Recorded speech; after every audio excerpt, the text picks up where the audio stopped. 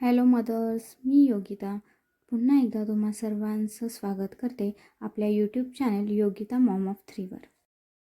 आजचा आपला व्हिडिओ मस्त रंगबिरंगी असणार आहे, तरी व्हिडिओ शेवटपर्यंत नक्की पहा आणि व्हिडिओ आवडल्यास लाईक, शेअर आणि सबस्क्राईब करायला मात्र विसरू नका. माझ्या मुलीच्या शाळेत रांगोळी स्पर्धा होती, म्हणून मी देखील त्यामध्ये भाग घेतला होता. माझी मुलगी LKG क्लासमध्ये शिकते आणि मला तिच्या प्रत्येक स्कूल इव्हेंटमध्ये पार्टिसिपेट करायला फार आवडतं.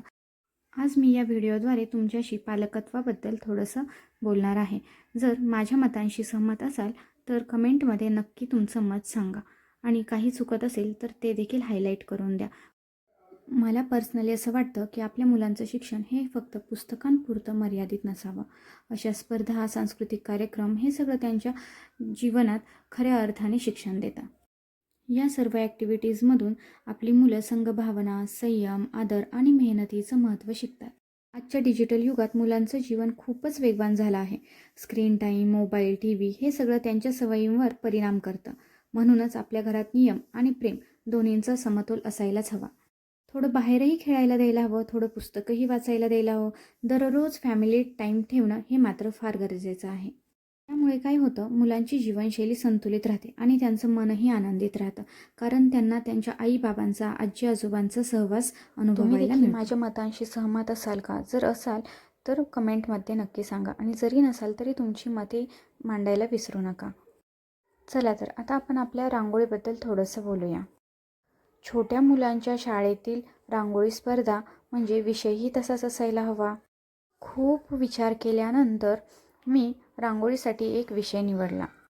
माझ्यापुढे खूप मोठा प्रश्न होता की छोट्या मुलांच्या शाळेत रांगोळी काढायची आहे, तर नक्की कशाप्रकारे, कोणत्या विषयावरती आपण रांगोळी काढावी बरं?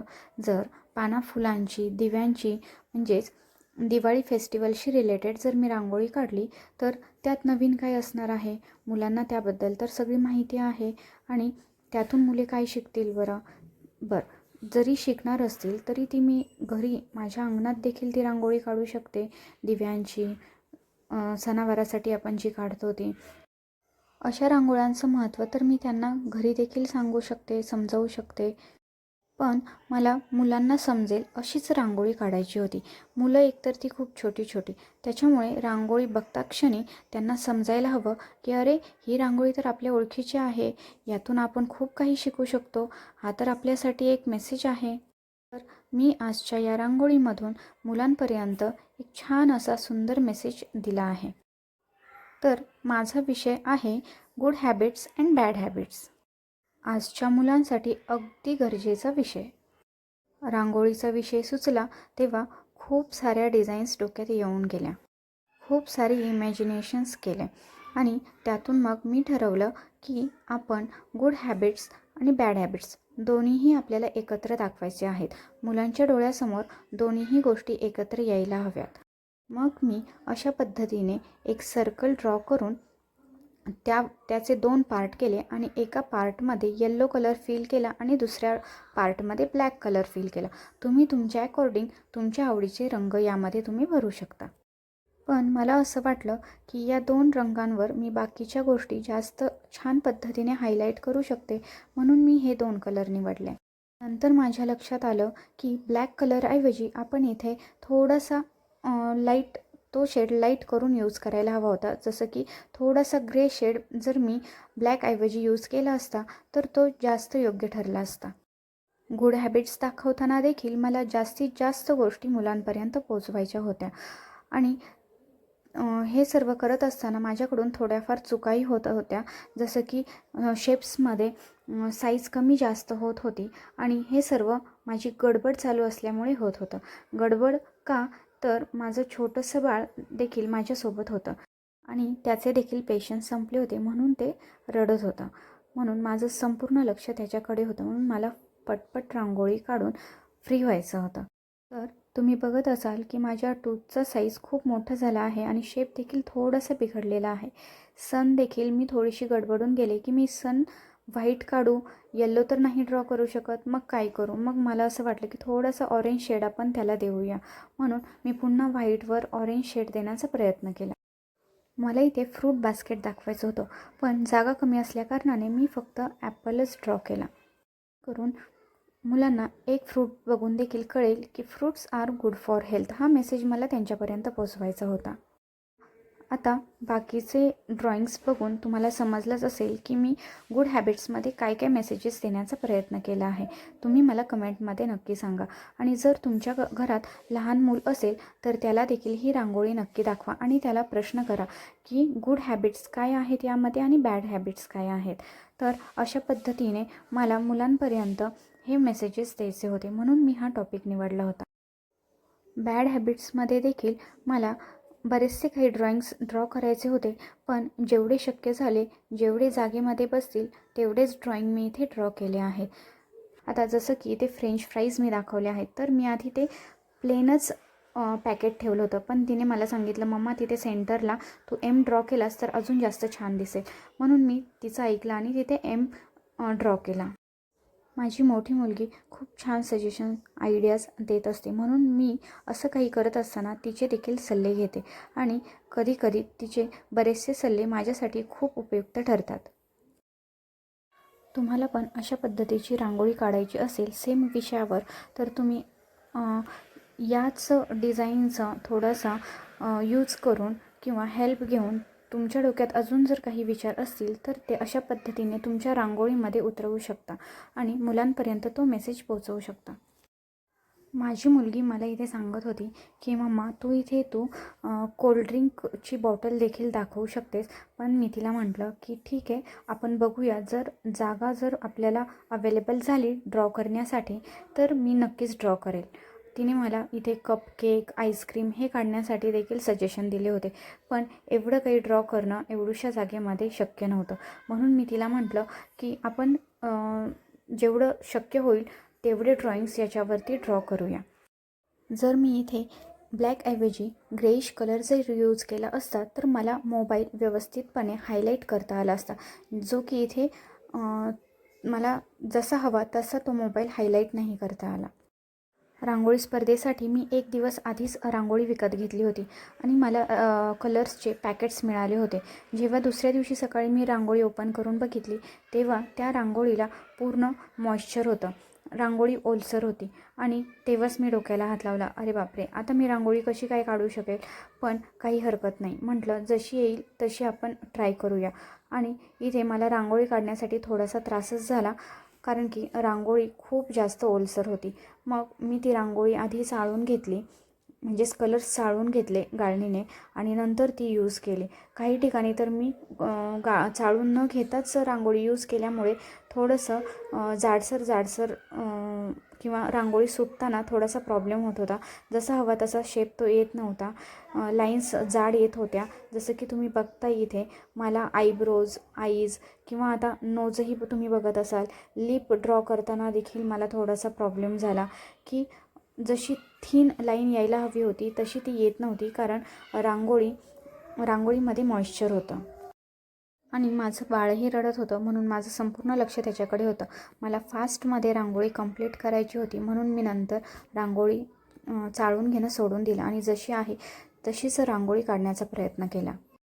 जसं की श्राव्याने मला जे सजेशन्स दिले होते की मम्मा आईस्क्रीम काढ, कप केक, परत कोल्ड्रिंकची बॉटल ड्रॉ कर, पण तेवढं काही शक्य झालं नाही, कारण मला इथे फेसेस दाखवायचे होते किड्सचे, की एक हॅपी फेस आणि एक सॅड फेस.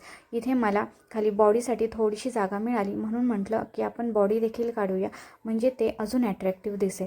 तर इथे मी आधी माझ्याकडे स्किन कलर नव्हता, तर मी इथे स्किन कलर तयार केला की थोडीशी व्हाईट रांगोळी, थोडी ऑरेंज आणि थोडी येल्लो, या 3 रांगोळी मिक्स करून मला स्किन शेड मी तयार केला. त्या स्किन शेडमध्ये तुम्ही जसं हवं तसं शेड रांगोळी कमी जास्त वापरून, जसं की तुम्हाला इथे दिसत असेल की कमी जास्त रांगोळ्यांचं प्रमाण करून तुम्हाला हवा तो शेड तुम्ही इथे क्रिएट करू शकता. व्हाईट, ऑरेंज आणि येल्लो हे 3 कलर तुम्हाला यूज करायचे आहेत. तुम्ही बघू शकता की जो सॅड फेस बनवला आहे त्याचा स्किन टोन वेगळा आहे आणि आता मी जो हॅपी फेस बनवणार आहे त्याचा स्किन शेड थोडासा चेंज झालेला आहे. पण काही हरकत नाही, तरीही माझा जो हॅपी फेस आहे तो देखील छान तयार झाला होता. पण या हॅपी फेसला बॉडी ड्रॉ करण्यासाठी मला खाली जागाच नव्हती, कारण आधीच मी तिथे ॲपल ड्रॉ केलं होतं. मी पुढे बॉडी देखील काढू शकले असते. ॲपलवरती येलो रांगोळीने ॲपल कवर केलं असतं आणि खाली बॉडी ड्रॉ केली असते आणि ॲपलची जागा थोडीशी बदलली असती मी. पण माझ्याकडे वेळ कमी असल्याकारणाने मी तेवढं काही करत बसले नाही आणि फक्त फेसच मी इथे ड्रॉ केला, बॉडी ड्रॉ नाही केली. तुम्हाला इथे दिसत असेल मला रांगोळी चाळून घ्यावी लागत आहे, कारण की थीन लाईन येण्यासाठी रांगोळी चाळलेलीच हवी. आणि तरी देखील माझ्या लाईन्स थोड्याशा जाडसरच येत आहेत, कारण खूप जास्त मॉइश्चर रांगोळीमध्ये होतं. रांगोळी हातातून व्यवस्थित सुटत नव्हती. त्याच्यामुळे मला माझी शेप्स नीट क्लिअर करण्यासाठी पुन्हा त्याला थोडंसं स्किन कलरने मला थोडंसं फिनिशिंग द्यावं लागलं. इथे आपली रांगोळी पूर्ण आहे आणि आता फक्त सर्कलची आउटलाईन राहिली आहे. ती आउटलाईन क्रिएट करत असताना मला इथे एक छोटीशी जागा दिसली. म्हटले इथे काहीतरी करूया. मग म्हटलं की इथे आपण अर्थ क्रिएट करूया. आणि इथे माझी थोडीशी गडबड झाली की मला बेसला ग्रीन कलर करायचं होतं आणि त्यावर ब्ल्यू कलरने हायलाईट करायचं होतं. पण काही हरकत नाही, तरीही अर्थ आपली छान दिसत आहे. आणि या अर्थमधून तुम्ही मुलांना काय मेसेज द्याल मला कमेंटमध्ये नक्की सांगा. तुम्हाला काय सुचते की यातून तुम्ही त्यांना काय गुड हॅबिट शिकवू शकता, तर मला नक्कीच कमेंटमध्ये सांगा. आता इथे आपली मेन रांगोळी पूर्ण झाली आहे, पण आपलं फिनिशिंग अजून काही झालेलं नाही आहे. तर इथे मी रांगोळीच्या दोन्ही बाजूंनी 2 रंग यूज करत आहे, एक पांढरा आणि एक हिरवा.